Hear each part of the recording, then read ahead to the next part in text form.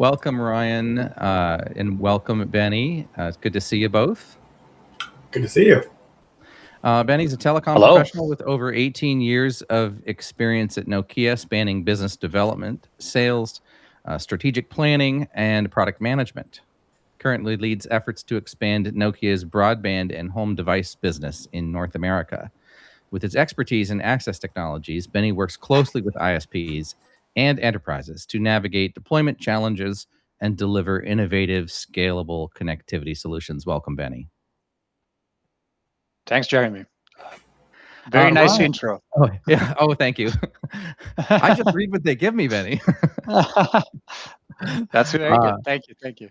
Thank you. And Ryan, it's good to see a familiar face as well. Lots of familiar faces today. We've also had some good times together in person. Yes. And Chief Innovation Officer at NextLink, leading internet service provider serving communities across a dozen states. Currently leads innovation initiatives, including the development of Infara.ai, an AI solutions platform focused on telecom and adjacent industries. I'm curious what adjacent means. Ryan has driven the adoption of AI across network operations, customer experience, quality assurance, and automation, bringing a unique perspective that spans building, operating, and scaling real-world systems. Welcome, Ryan. With a better introduction than I deserve. Thank you very much for joining us today. I'm going to get out of your way and let you talk about reducing truck rolls, and I will be back in just a little over 15 minutes, and we'll have some Q&A. See you soon. Fantastic. That's good. Thank you. All right. So I guess I can. Is the slideshow visible for everybody? Yeah, I guess so. Yes. Okay. So good afternoon, everyone. And thanks for joining this session about reducing truck rolls with AI, with predictive maintenance and remote diagnostics. I wanted to be clear, and from the get-go, we don't think that AI will get rid of any truck roll. Sometimes that is the right answer, especially if you think about when the fiber gets damaged or you have maybe a failed amplifier or a power issue. The field team has to go. So no algorithm will change that. Unless we start dispatching robots, but that is a conversation for maybe a couple of years from now. So let's not think about right now. So as a vendor, we see the opportunity that AI provides to the service providers, specifically in the regional space. And we think that the main goal is to use AI to improve the customer experience with direct customer support and optimizing operations so that you can have this agentic troubleshooting that could translate in fewer avoidable dispatches. And also, we think that at the time of rollout, AI can play a preventive role because it can guide the installation and can automate the design. So if you get it right in the first place, you have less chances that something gets broken in the future. So Ryan, from your point of view, working for an operator, do you think that this view makes sense also in your day-to-day? I think it's the correct path, just from the standpoint that the best way to avoid a truck roll is on the front end. So before there would be a truck roll, do all the things that are right, and I think that's where AI really plays a part. I mean, from design, permitting, to we've even automated our 811 dispatch and 811, which is like the call before you dig programs, across our footprint, and we have seen a reduction in fiber cuts and things. But we're using AI to determine impact. We're using that information to analyze impact and possible hits, and that's helping us in our future design as well. And so yeah, I wholeheartedly not only agree with what's on the screen. That's the day-to-day life that we live at Nextlink. Perfect.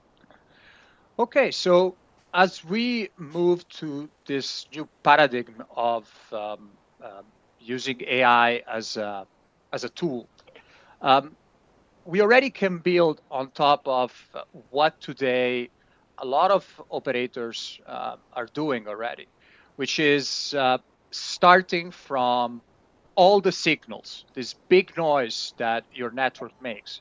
You have telemetry, you have alarms, you have KPIs, you have lots of data. So this is not really new for you.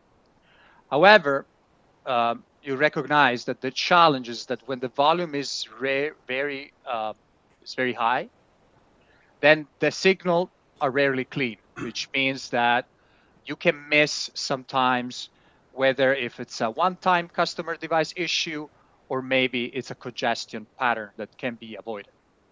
So and AI power insights can really help to correlate those signals. So based on the data, you can start to detect anomalies. You can predict some degradation. In the case of installation, you can analyze images and validate if the cabling is done properly. And on top of this correlation, it's also the context. Because when you put all this data together in a context, then you might start to discover patterns. Uh, think about specific node, weather events, or recurring ticket clusters. Everything will become more useful and easy to uh, to troubleshoot. And then in the cycle, the human operator, the human agent, it doesn't go away. And whether it is for providing better context to a ticketing or recommending a config change, uh, the human operator always stays in the loop, especially for those higher impacts changes. Yes, AI agents can help to compress the investigation, but ultimately the operational judgment still stay with the human, with us. Would you agree also with this, right? Yeah, it's funny. I call it basically going from reactive to proactive. It's and it's sort of adjacent to what you're showing here. There's the car going down the road with the check engine light, and you just ignore it all the time for many months because it's always on, and then when something real goes on, you miss it. And we're using AI to go in and discern which check engine light to actually look at. And our network, for instance, we have over 40,000 devices that are part of the actual network, not the customer end devices. We have over 40,000 network endpoints. And we are using AI to help us be a lot more proactive and a lot more engaged with the firefight that is network operations and handling alarms. And we're able to have an average of 1.5 technicians on staff, basically in the network operations center, 24 hours a day. And with the network our size, you would typically see 6 or even 8 folks. But because of doing exactly what you described with metadata and analyzing things that are coming down the pipeline or looking at the alarms that are coming out, and then pre-staging dispatch or staging some sort of automated resolution using AI, we are able to cut the amount of people that need to be there and still have as good or better customer experience. Perfect. So we said like not every predicted fault needs a track, right? So AI can act more like sort of a triage model, right? There can be issue that they don't require visit at all. Uh, some fixes that can be automatized, some reprovisioning that can be issued by the care agent, or just Wi-Fi tuning, or maybe it's just a simple reset. Now, that simple reset might not work all the time. And that's when, for example, AI can help in a guided assistance to the end user, especially knowing exactly what type of scenario is panning out uh, would improve and would optimize the operation once actually that dispatch is required. And so AI would work also in that context, optimizing the team location, optimizing the tool, giving already a sort of understanding of the situation for the recovery team once they being deployed. And so, as you can see, uh, AI-driven operation with this real data can really reduce troubleshooting ticket volume. They can improve mean time to market, mean time to repair, and also lower network OPEX potential. Less truck rolls needed, more savings for the operator. So if AI can manage to classify well enough all these issues correctly before a dispatch, we can reduce waste and we can save money. Yeah, I think that's pretty spot on. And this is basically the flow that we're doing in our software. Like Jeremy had mentioned, we're building a system called Infara.ai. And that flow that you've got on the screen is exactly what we're doing. So anywhere we can remote fix, we are. We're even tuning OSPF in the network. So whenever, a path is overloaded and we're on like a backup path and we have a tertiary route or whatnot, we're using AI to go in and analyze and send specific flows a certain way.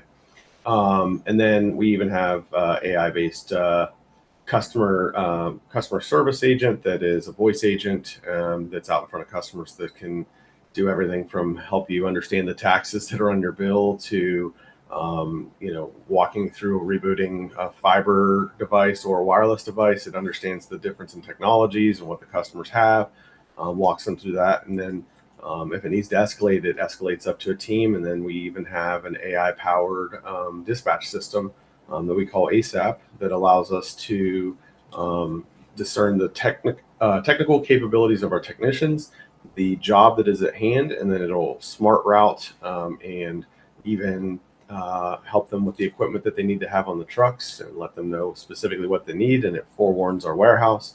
I mean, it's all AI driven, and I could have an entire team of people going and doing this, and there would probably be missteps, but instead it's a handful of AI agents that handle it.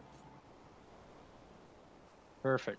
And Ryan, if you recall, when we were preparing for this webinar, we were talking about potential real use case scenario that we could bring, and I think I brought up just randomly this AI model that could correlate storms with actual asset, right? And that was totally random. And you say like, well, Benny, we are doing that. And so why don't you tell us exactly what Nextlink is doing?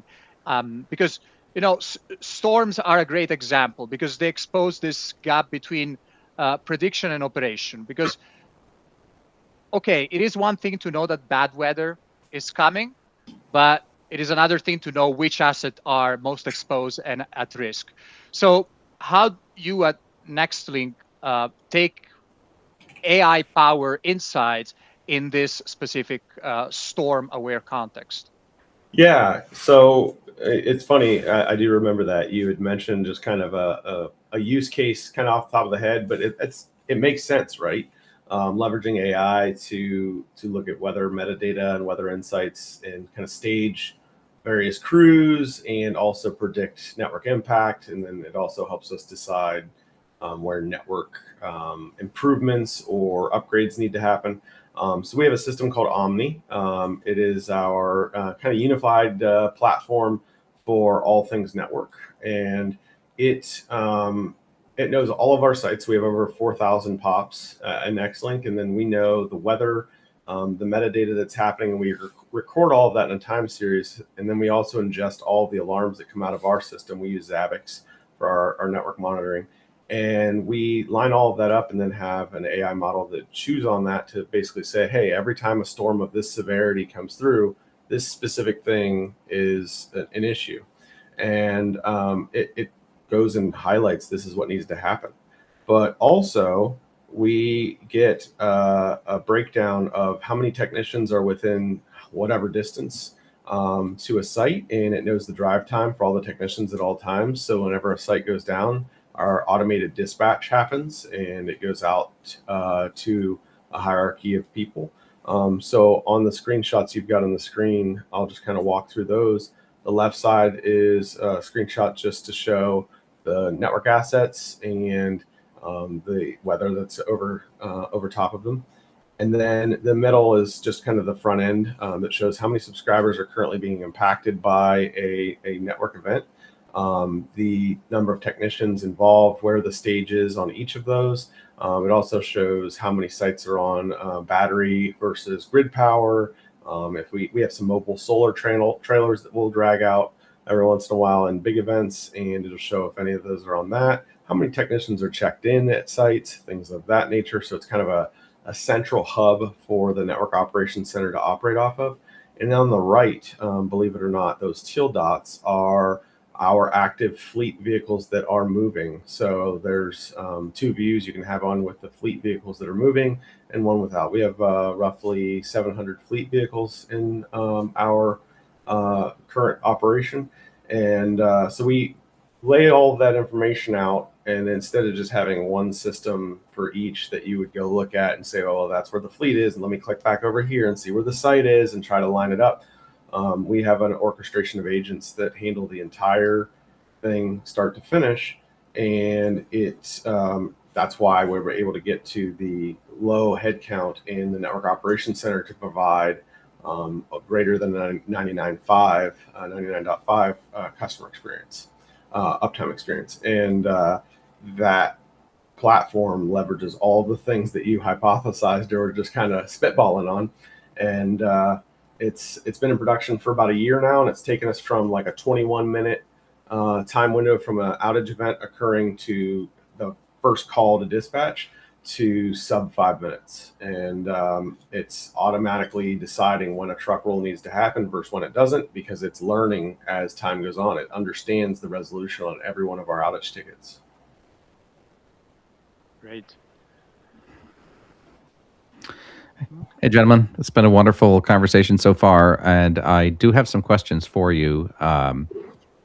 Maybe I'll grab this one first, Ryan, since you were just kind of talking about this triage model. But if you're thinking about trying to catch stuff in advance, do you have like a particular goal for how far? I mean, it's probably pretty technology specific, but do you have a goal for how far in advance you want to really be handling or anticipating a kind of an operational problem? It really just depends on the problem, like you said, but I'll just give you an example. Some of it is learned after the fact, but we try to have 7 day out. We look at the weather, and we have a thing that we do called storm protocol, where we change our communications and we start to look at how we stage individuals. We change scheduling around based on storm protocol. So we're analyzing things like that we are out of our control. We can't control the weather. Right. If we could, we'd be trillionaires. But we constantly are looking as far in advance as we can. But the one example that I'll give you that is a little bit post-learned is that we had a site that would continually go offline, and we just weren't sure specifically what was happening. And our system had suggested that it was something to do with the weather, and but our weather system wasn't picking it up. And what it was is a guy had his sprinkler system flooding one of our enclosures, and it killed one of our fiber devices that was at one of those enclosures. And I think it was a weather-related, or not weather-related, but a failed seal or something on that enclosure. That's a microclimate weather. Yeah, right there. every time that it was pedestal. extremely dry and hot for an extended period, this thing would die, and it would come back later. And it was just, hardened enough that it would come back to life whenever it dried out. But we just couldn't quite figure that out in AI. It's like, yeah, this is an anomaly. Detection of pattern there. Yeah, it detects the patterns and then lets you know, hey, this probably needs eyes. And that's, we're even doing frequency analysis and all sorts of things to make sure we're not self-interfering, but that's Right. the type of patterns that we're looking for. Yeah, that's definitely less predictive for sure. Yeah, looking at historical patterns. And maybe my next question is for you, Benny, if you want to take this one. So, rural networks often have like aging infrastructure. So, does that make predictive AI harder to implement when you, for example, if your documentation or your data collection is incomplete, or does it actually boost your ROI because there's more to catch?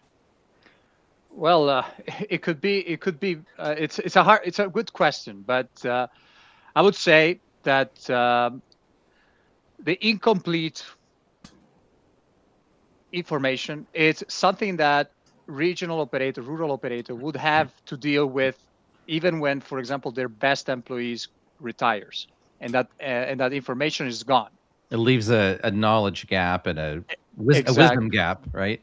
Exactly. So now AI can be a tool to allow that knowledge to be alive, to remain alive, even when your key employees naturally either they leave a company or they just retire. So in that case, I would say that it creates more opportunities, and the ROI is definitely much, much higher. How do you I'm not get that saying this is information out of their heads, though?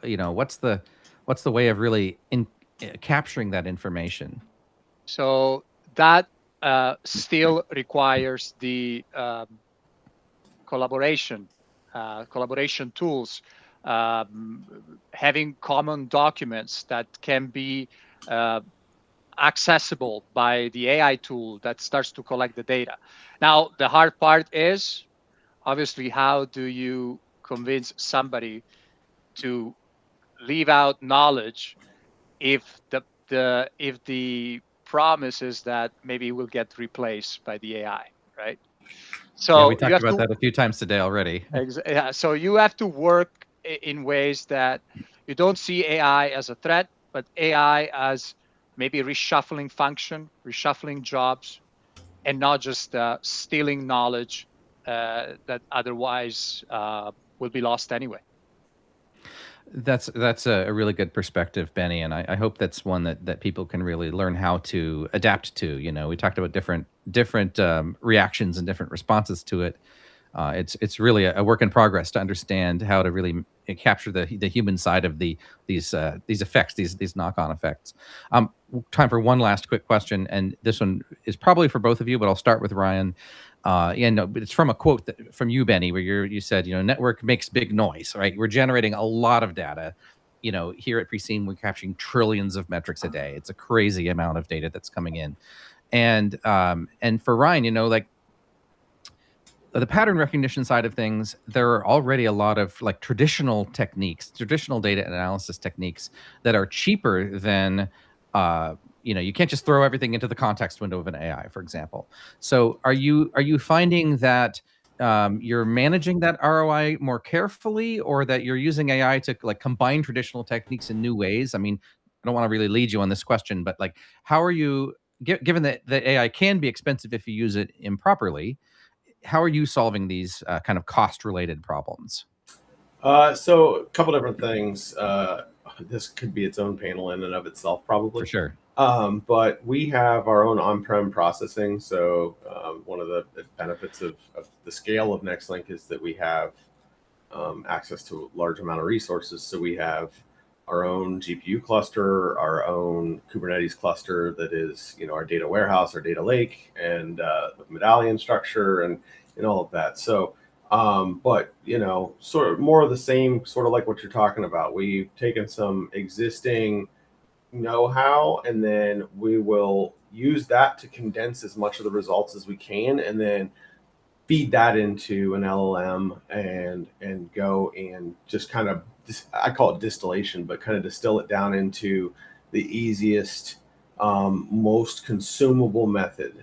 Actionable insights are so much better than just noise, and the problem is so much AI is just creating noise, and so we're constantly working on better prompting, better prompt engineering, better distillation at the end of the day.